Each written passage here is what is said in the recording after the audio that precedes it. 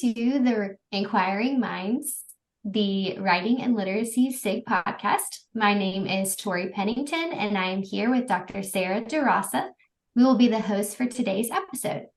The Writing and Literacy SIG podcast aims to highlight scholarship, discuss contemporary issues, and engage in conversation with SIG members in the greater writing and literacies field. Through engaging in dialogue, we hope to ignite nationwide discussions amongst faculty and graduate students concerning topics that are timely and pertinent to the scholarship concerning the relationship between writing, literacies, and the broader field of education. Today's episode will be centered on the topic of writing literacies and joy, inspired by the work of Dr. Gholdy Muhammad's latest book, Unearthing Joy, a guide to culturally and historically responsive teaching and learning. So before we begin today's discussion, we would like to ask our participants to just briefly introduce themselves, share their institutions, and some of their research interests. So we can begin with Dr. Everett. Hi, everyone. Good afternoon. My name is Sakina Everett, and I'm an assistant professor of curriculum and instruction at the University of Connecticut. Excellent. And I am a former English language arts educator across middle school, high school, and elementary. So thank you for inviting me. Wonderful. Dr. Velasquez-Smith. Hello, everybody. My name is Tiana. My pronouns are she, her, ella. I recently just defended my dissertation focused on, thank you, Black girl literacy practices, particularly in predominantly white spaces, and especially during ELA instructional time. I am a former kindergarten teacher. That is where my heart is. That's where it rests. At some point, I will go back into that space. Right now, I am the Assistant Vice President for Education at the Straw Museum of Play. So a lot of my work is centered around play, access to play, play equity, but then also infusing culturally sustaining pedagogies and play practices for children. Thank you again for having me. Everybody, my name is Barrett Rosser. I'm a third-year doctoral candidate at the University of Pennsylvania. And right now, my research is around Black girlhood, self-love, and digitally infused spaces to help them think about how to use literacy and very expansive notions to love themselves and to take up practices. I work with teachers in inquiry communities, thinking about how to make our practices better. And I spent over a decade as a middle years and high school teacher. Excellent. And Kirsten. Hi, everyone. My name is Kirsten Burke-Smith. It's such a pleasure to be here, so thank you for inviting me. I am currently a fifth grade ELA and social studies teacher in the western portion of New York State, but I am a doctoral student at the University of Albany. Not a doctoral candidate yet, but I'm getting there. I'm a former literacy specialist and instructional coach, but chose to come back to the classroom this year. Also the immediate past president of the New York State Reading Association. So thank you for having me. Wonderful. We'll get started with the first question. What parts of Dr. Gholdy Muhammad's work really resonates with you in your work?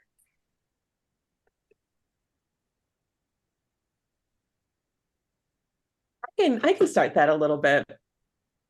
So the framework that she has so graciously provided us with around cultivating joy and love and criticality and skill development, I think for me as someone that was placed into a classroom, right? You really don't have a whole, what do I do with all these babies? How do I pull on who they are? How do I ensure that they love themselves and others? Having the framework that she's presented to us in Cultivating Genius reminded me that we can have a standard, but the standard doesn't have to tell us what to do. It doesn't tell us how to do it either. And so having kind of the freedom to say, yes, sure, there are a set of things that these babies need to have by the time that they leave me. But my job is not to just focus on skill development, right? And being able to scaffold and cushion and provide all these in the ways that she's talking about layering. That was really helpful for me to kind of break out the rigidity of what typically that first year of teaching looks like in the practitioner space. But then when we're supporting pre-service educators in teacher preparation programs, giving them the reminder and then the liberation to say, we can do these things and we can make sure that our kids have what they need, that they can come into a sense of self, a sense of understanding, a sense of being co-conspirators in social justice issues in ways that get to the standard, but also support the whole child. So that's what it's done for me. And that was kind of the first time where I was like, I needed this. I didn't know I needed this at the time, but I needed this. And since then, it's felt really good to be in the practitioner space because of it. Well, since I'm in Philly, I have to say, I was very, very pleased to see the start of Cultivating Genius, and then mention again in Unearthing Joy, the role of Black literary societies, Black female literary societies, and what my ancestors were already doing to be genius and great and live their best lives. I think that as a teacher, I came in under the teach like a champion, very rigid, very skilled. There was a book for the pathway for each thing that you wanted to do in the classroom. And it felt very, you mentioned freedom, it felt very oppressive. And I feel like the framework gave me words and like real life examples of what I was attempting to do, some of what I hoped I was doing in the classroom during that time. But really, I guess providing a stance for teachers, kind of like a practical, something they can dig in. And I don't know that I felt like I had some place to look to. Like my theory, my practice was really based off of what my principal was making up. And whatever Doug Lamont, shout out to Doug, what had in his book. And so I really like it because as a new teacher, and even, teachers who are veteran and senior teachers, really giving them a practical framework to kind of stand on, to lean on and draw from for their practice and their students. So that was great for me. Yeah, and I've realized I'm probably the only one that didn't mention my research interests and stuff in the introduction. And so I'm a teacher educator now at UConn. And so I actually have used Cultivating Genius and Unearthing Joy in my teacher education courses. I use it in methods. I use it in children's lit. I use it in all of the courses because the framework is so comprehensive. This focus on identity first and foremost is very intentional. Like, our students need to know who they are, and they need to know who their students are. And so oftentimes I find in my teacher ed, spaces that my undergraduates have not been asked who they are and how their heart is, and so they don't have the wherewithal, they don't walk in the door with the wherewithal to ask their students these sorts of questions because no one had ever asked them. And so I've organized, various little mini projects around my undergraduate and master's students, trying to figure out who they are first and foremost, and what are the things that, cultivate their identity in genius and joy. And then, I'm like, okay, so now that you all know how this feels, can you imagine doing this for young people that you work with?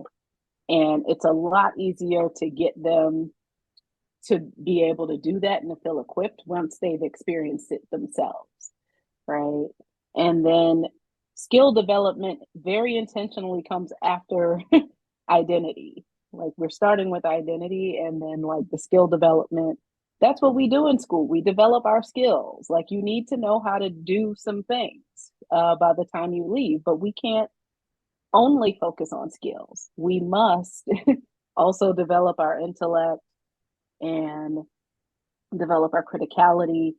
And if we're not infusing joy throughout, then folks are going to forget everything they've done anyway, and it's just going to be a traumatic, horrible space. So, the comprehensive nature of the work really has just been vital in my work as a teacher educator.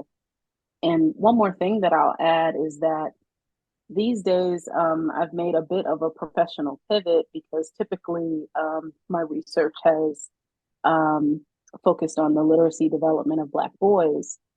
But recently, I've started doing research on grief among Black women educators. And so I'm actually in the middle of a major now international study on grief among Black women educators. And so having this, kind of joyful work really helps me to kind of balance out in both a personal and professional realm, like, using joy as the anchor to access identity, skills, criticality, and intellect. I love that. There's so much good stuff there. I just wanted to say what I've heard so far. Tiana used the words co-conspirators, and Barrett was talking about taking a stance, and Sakina was talking about using identity and building relationship skills to then anchor joy in the skill building. And I can't tell you how much that resonates with me. I do adjunct a class at Buffalo State University, and we always start with celebrations. That's the way we start our class every time. Everyone gets a voice. Everyone has to, is allowed to share something. And it helps conjure up some positive feelings to begin our work together. And I feel like it's always beneficial. And anytime that I have not done that or not started with that for the sake of time or what have you, it is a different vibe that carries throughout our work together. So all of this resonates with me as well. And I didn't mention my research interest, probably because I'm the furthest back in the pipeline towards the doctoral work. But I want to work on using identity in those writing spaces, particularly for students who don't excel or are motivated by school standard-based writing practices. And Goldie talks about this. She talks about how there's a limiting focus on skills. And we only think sometimes of how school wants us to teach writing. And there's all this beautiful writing going on outside of school that we can pull in and we can use to ignite kids. And I feel like that's so important. And that's one of the reasons why I love this work so much. It also reminds me of Sarah Ahmed's work around identity. And that is a big piece, and it really aligns really nicely with Goldie's work too. So I love getting kids to write and getting kids to express themselves, especially if it's something they bring in from outside that they were working on.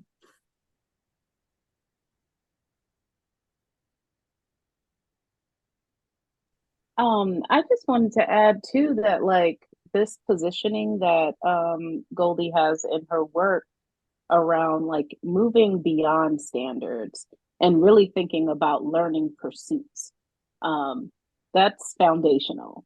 And in my ideal classroom, folks would read and write across, all kinds of disciplines, and, it's interdisciplinary, and they're, just so excuse me, excited about not only reading but writing, and having the agency to develop their own stories because they see learning as a pursuit. You can always hit a standard, but that's the baseline. That's basic. I mean, and Goldie talks about folks out here being basic. And so when you think about learning as a pursuit, Then you bring in all this multimodality. We're bringing in videos, we're bringing in poetry, we're bringing in artwork, we're bringing in textiles, we're bringing in music. I mean, for crying out loud, she has a playlist in every chapter. Like, genius, right? And you get to listen to that while you're soaking in all this like intellect. And I mean, how could you not experience joy? Like, you have to really, I don't know how you do that. You can't. So I think the music is timed to the reading. It's like, it what is is. going on? And then the song was changing right when the new stuff heading. I'm like, whoa, what is going on? But to that point, I really love from Unearthing Joy, the part about creating spaces for joy and genius. When she says that she just asks her students to write about and lesson plan about what's in front of them. And I think Yes. that's so beautiful. We actually did that the other day in my methods class. Yeah. I think that's so beautiful because I've been writing, I'm in data collection. There's a lot going on. It's a great time. So I try to be inspired by I try to be present enough to be available to the things around me, to the things people say, to the conversations I heard that might spark some imagination and get my gears going around something. So it was really affirming to see that something so genius, yes, Barrett, keep going with those small, subtle, serendipitous moments, because it is that coffee cup right in front of you. It doesn't have to be, what I used to imagine it to be. It can be the magic in front of me in life. So I really love that. And I think it's important to give ourselves agency to stop and plug back into the joy too when things feel like they're off track. I'm so sorry. Tiana, go ahead. Well, I want you to finish your thought, and then I'll go. Oh, I was just going to share what I shared before we came on together, that my students had a really rough last 2 weeks. We had a school fire. Then we had a swatting incident following the Nashville shooting. And so it was really important before we left for spring break to stop everything and stop what we were doing and cultivate joy. And we had to. There was nothing left of us. We couldn't get to the learning, and we did, and it was so beautiful. And it was my heart was so full by the end of the day. It was, and that's so important to get to the learning too. How can we ever expect children to open up their minds and hearts if we don't invite them to? Go ahead, Tiana. And as I was reading Cultivating Genius, I was also reading All About Love. So I don't know, them two books together, it did something for my heart and spirit. And so it required me to ask these questions, do we really love our children if we're having conversations about a standard? You don't love anybody if you have them to a standard or there's a ceiling. And so in what Bell Hooks is telling us, and that it's an action, it's a thing that you can feel, touch, it's measurable, it's undeniable. When you feel it, you know it, and it's true because it is. That's what it felt like in rectifying, going back to the point about standards versus pursuits. It felt really good. And I think that's what happened to me. And my advisor always reminds me that we don't come to our dissertation work by accident. So we're here by design because of our lived experiences. But it required me to go back into my own bodily memory and be like, damn, them people did not love me. They did not care about me because they never asked, who are you? What do you need? How are you showing up to this space? How are you masking? And so I'm just thinking about that moment as I was turning the pages of Dr. Muhammad's work and our beloved Bell Hooks, in that we then have to have a deeper conversation about, do we love these children? And the short answer to that is no, period. We don't love our children because we don't have gun laws that protect them. We don't love our children because we're not paying teachers what they're worth. We don't love our children because we don't value the work of Black women that are doing a lot of this labor. And so these emotions are just coming back up to me right now. And there's not a point to be made other than it just requires us to ask, do we love our children? And if the answer is no, we don't love our children, then what are you doing? And if it's not picking up this book, or I'm so happy you brought up Sarah Ahmed, love her work as well.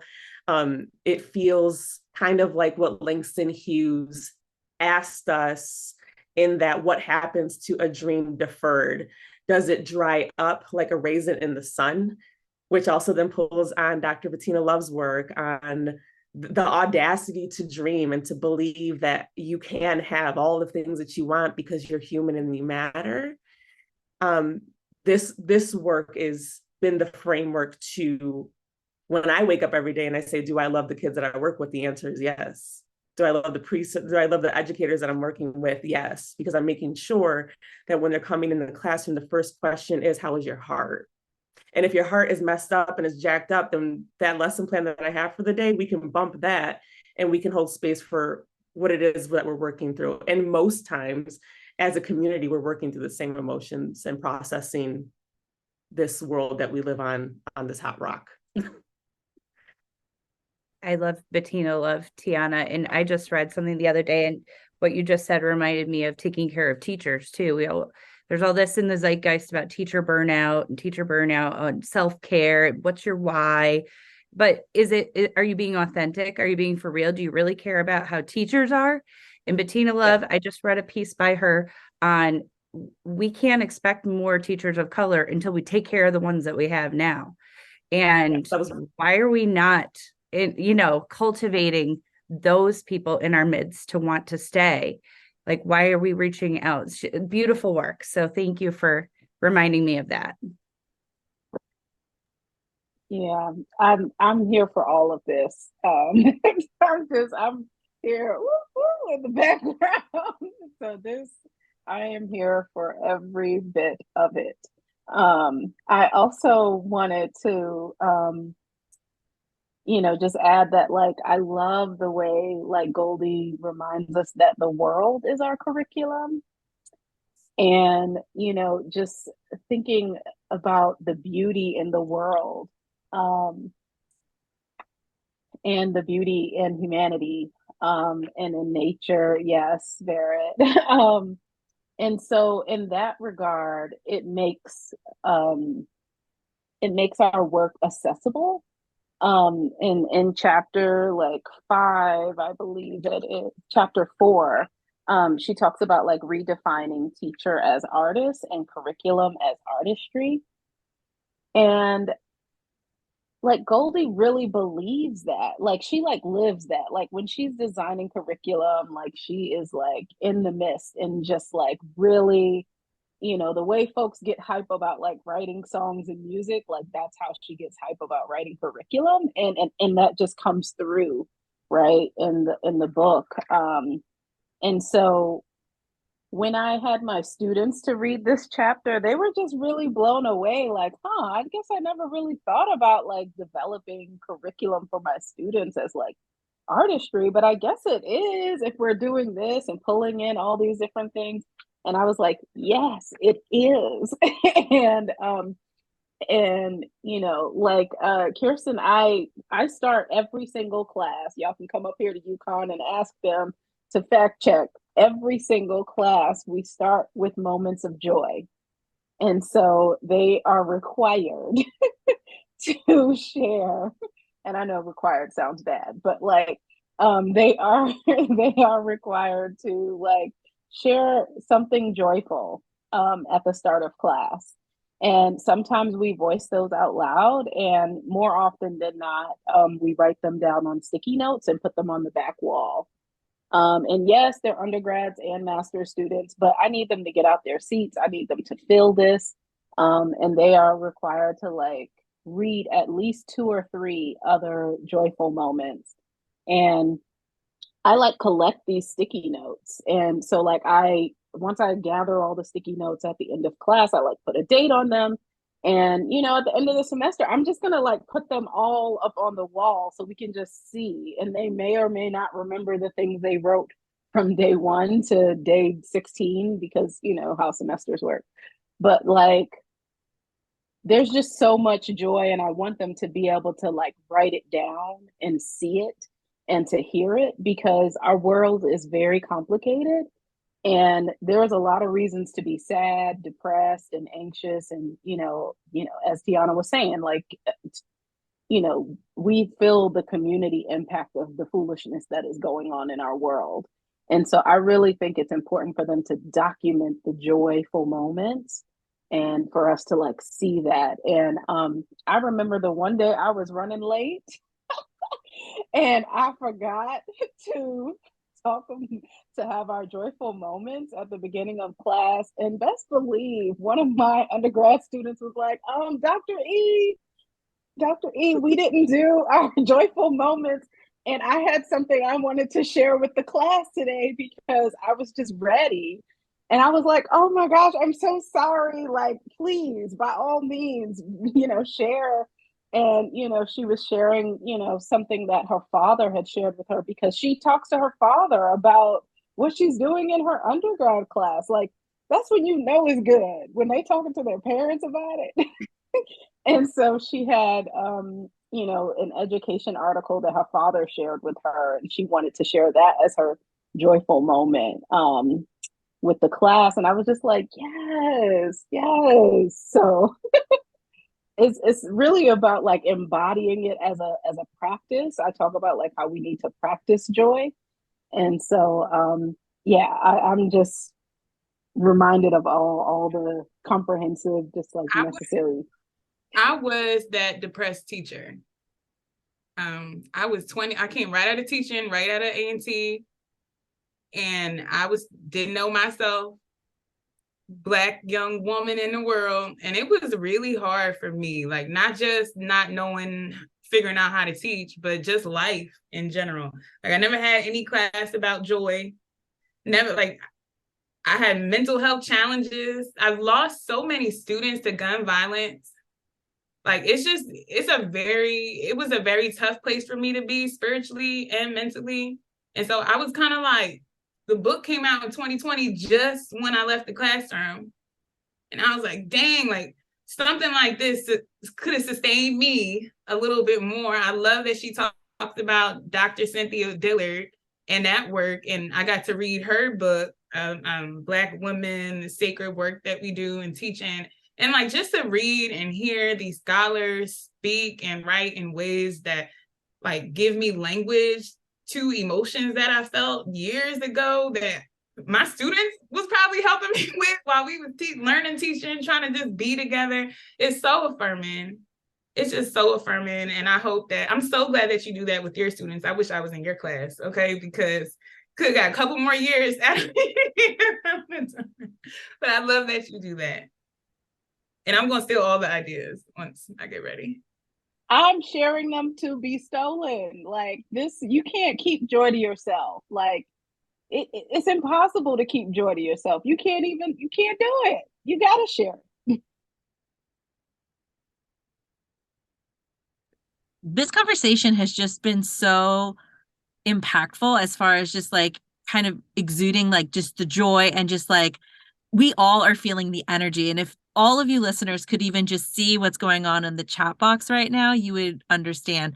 One of the components that Goldie emphasizes in her work are some of the pursuits of how to be able to include joy, but then also with the goal towards social justice. And so what we would love to hear from our participants is, how do you all see researchers, practitioners, educators to move beyond some of the contributions or the additive aspects of, joy or social justice and really moving into social action?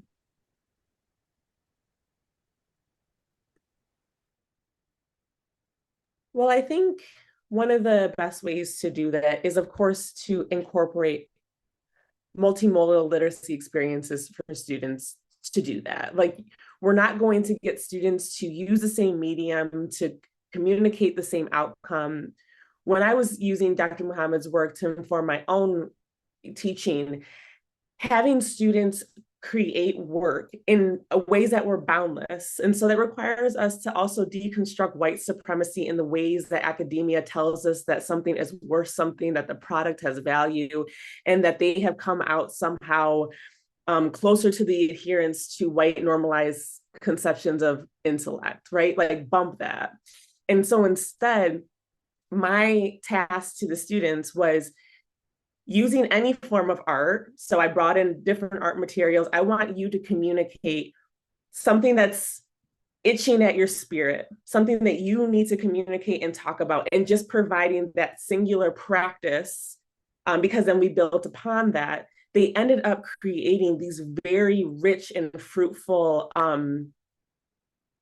I can't even like put the name to it because there were so many different products. And so there were students that were creating watercolor paintings about their lives back in rural China, and explaining all of the things that they're going through back at home.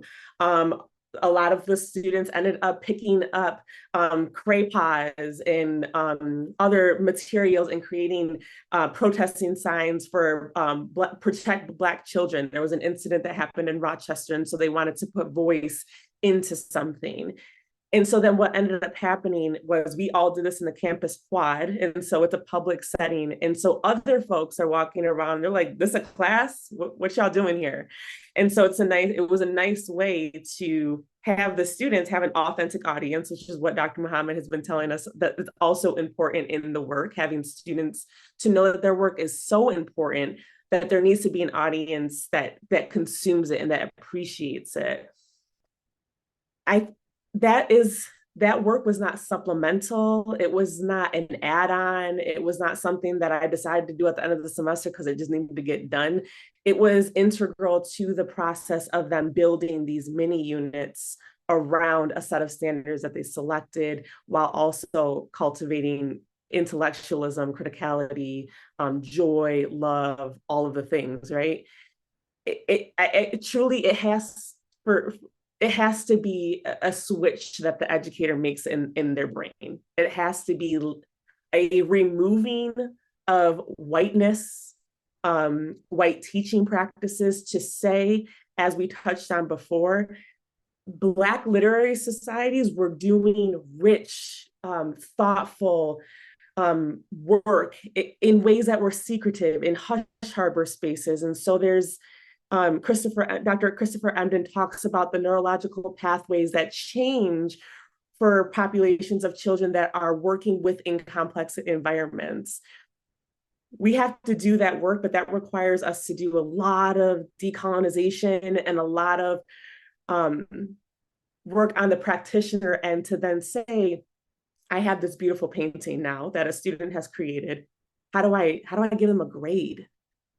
How do I put some merit to this? And the short answer is you don't. You give them feedback, you remind them of their genius, you highlight the points of the work that spoke to you, you ask them extension questions, and then you give them feedback. But all of that I just explained requires a mental shift from what schools tell us are good, what academia tells academicians is good. And it's also a shift for the students that are used to having this is what needs to get done and this is how it needs to get done. So it's not just implementing this beautiful work and this beautiful framework. Dr. Muhammad does a beautiful job of that, but it also is a cognitive switch that requires us to have some critical consciousness around what surrounds the work. I hope that made some sense, because it really is an artistry. The artists can't always explain their artistic processes, and so you have to be willing to do it. I suppose, yeah, just do it. Yeah, I think a lot of teachers need more self-reflection in that. And I think some of them honestly don't know how to begin the work too, or they don't feel like the work is there for them to do. It's bravery that they, really need to like conjure up within themselves to be able to do this. And let's look at our curriculum. Let's look at our materials. Let's look at the experiences we've had with teaching these materials. Are we still propagating systems of oppression and stereotypes and limiting our children? And, I love what you said about just opening the door to finding ways to express ways of knowing and ways of being. And it's so important that we rethink the way that maybe we've been taught how to teach, so our kids can benefit from that and be able to learn and grow and see themselves in any way they want to see themselves. Like that, we need to open up the possibilities for every single child. And Goldie talks about this, that this doesn't pertain to just one demographic of children. This helps all children in every demographic, in every space. It encourages beauty and aesthetic inside yourself. And it's so potent. It's just palpable. Yeah, I think that we really need to look at what we're teaching and how we're teaching it and be far more reflective. We have all mentioned here other things that we've read that inspire us along with. And for my class, I've been reading Benson and Fearman's Unconscious Bias in Schools. And that is a huge text about opening your awareness. I mean, goodness gracious. I especially, and I don't purport to represent anyone other than myself here, but as a white educator, sometimes you feel like I want to do this work. Where do I start? How do I start? And it's through confronting your own experiences, your own thinking, your own point of views, the media you consume, everything. It's so important to just begin at the granular level, I think, and look at and all of that is labor. And yes, that's all labor, and labor that white people should not expect other people to do on their behalf. Absolutely. And they write about that. And there's so much labor being put on others to do that work for them or to show them how to do it. And we need to get more people on board with looking at your own self and looking at the world and how do you want to be a part of this world and move it forward? Or are you holding it back, right? By even just the implicit things that we do every day. Yeah. And to that point, I like one of the beautiful things. I mean, there's so many beautiful things about I love this. Like my book is all written up, highlighted. Like, I mean, every page I'm taking notes in the margins. Like this is my like little baby right here. It's just all annotated. Page, book, chapter, beginning to end, is what I meant to say. But to your point, there are literally thousands of questions in each chapter. And she starts each chapter with like 10 to 20 questions. So that's like how folks can, yes, I do the coloring pages as well, Tori, just to be clear. And so there are literally thousands of questions. There are questions at the front of each chapter. Every paragraph has questions. So this notion of like how do I begin to do this work? It's right there.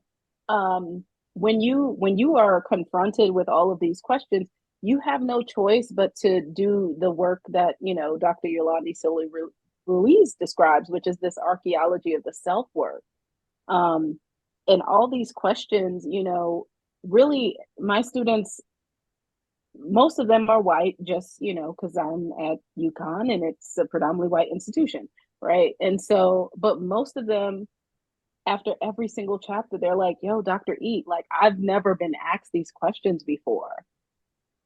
And these questions are penetrating me and forcing me to think outside the box and to think about, wow, my entire K-12 experience, some parts were, really jacked because I just never thought of these things before.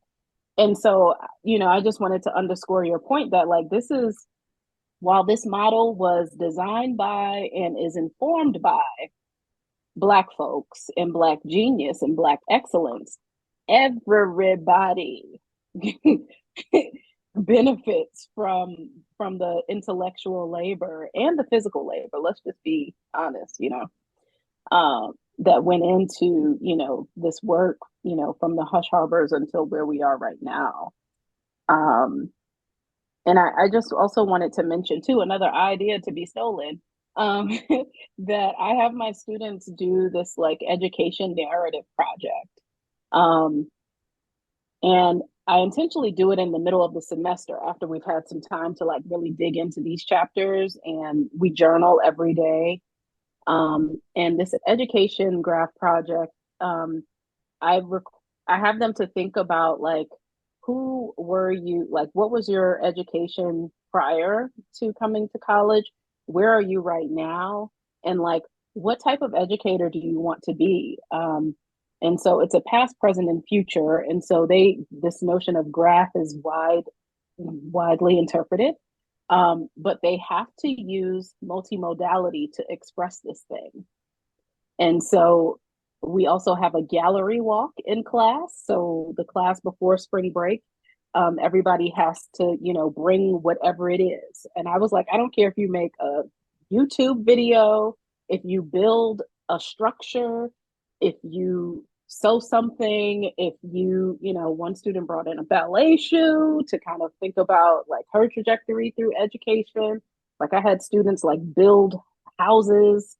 I mean, all kinds of things come up, right? And then we have a gallery walk, and everybody gets to see like how does artifacts how can you use a metaphor to manifest your education past, present, and future, is what the assignment does. And so they were really blown away at the different ways that they could, manifest this kind of metaphor of their education.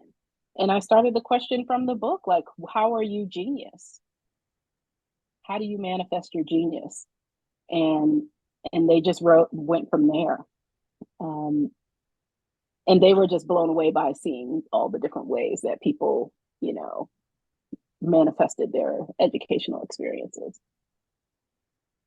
Yes, please take it. I'm so inspired by the things that y'all shared. And it really, I'm always like captivated by teachers who are doing great work, because I miss the classroom in school so much. And as the Philadelphia Writing Project Scholar here at Penn, I get to facilitate the Invitational Summer Institute, where teachers through the National Writing Project come, and we have a summer, 2 weeks, to really think about our practice. And we spent time last summer at Independence National Historical Park and the African American Museum in Philadelphia. Cultivated Genius was our primary text, our anchor text. And that's why I really love it as a stand in that way, because the teachers, they were K-12, all different subject areas. Okay, so the way that we use the text, we got into Independence National Park, the place where the Liberty Bell is, in the house where we were actually like enslaved folks probably built this space. And given the stories that we were so intrigued by, because it's so Philly, with the book, so Philly area, that was all it was like the stories that we were getting at the African American Museum down the street was different than the stories we were getting at Park. But thousands and thousands of people run through this thing every single day.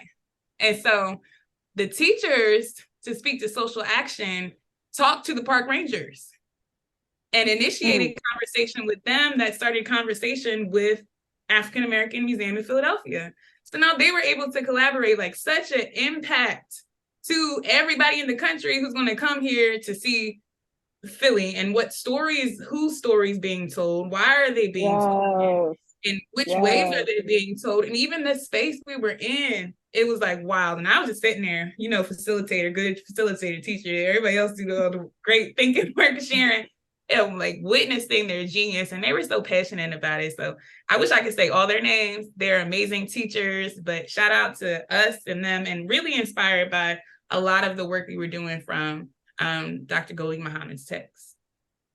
And that is the work. That is the social action work. Like being in that park, asking the rangers, "What's up?"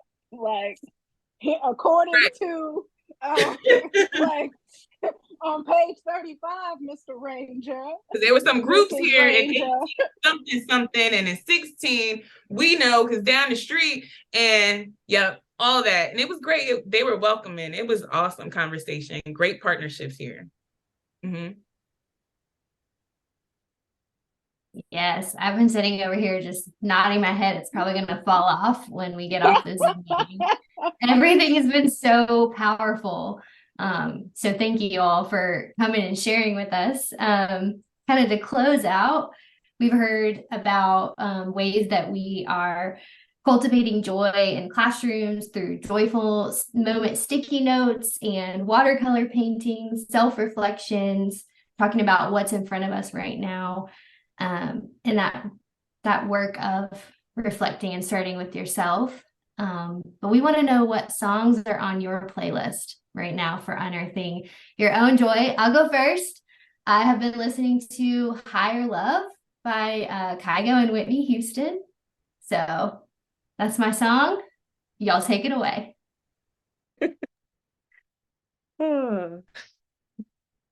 Okay. Go ahead. I don't want to hear what your song about to be. What you have to say? There's so many. Like, I'm just like, which one? There's so many.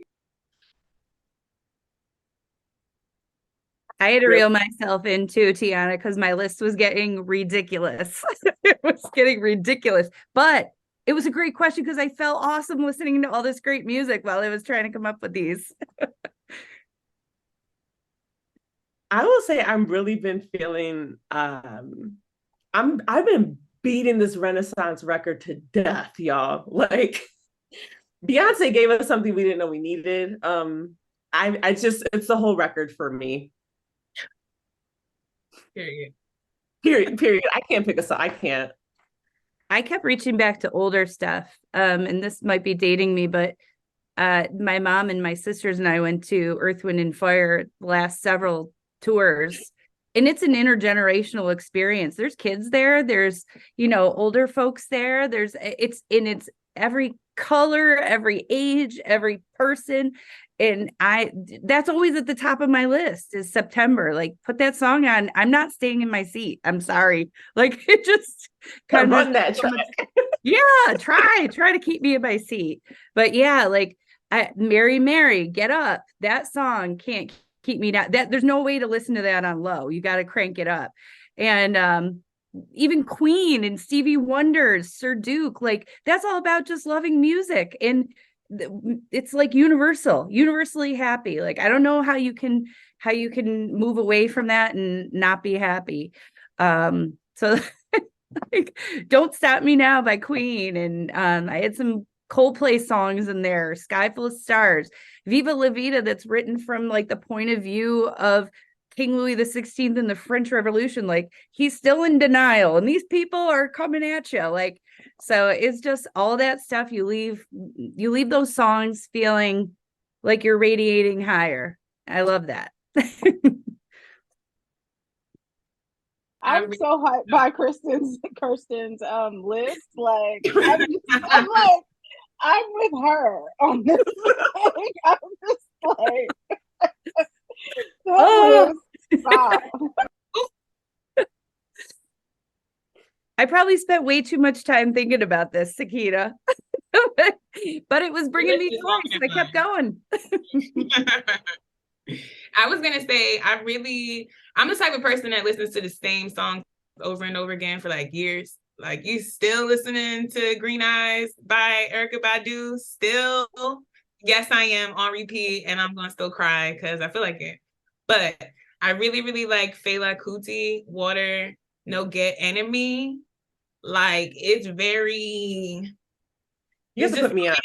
My ancestors just say get up and dance. Like, I cannot, it's just something about that music that makes me feel so, so good. And then I was going to say Megan Thee Stallion. It's just my workout bestie. Like, I can do anything on the Peloton with her in my ears. What's your which one, if you had just one? I just said the artist because I didn't know if I could say the name of the song on here. So I'll put it in the chat, but okay. Yeah. Okay.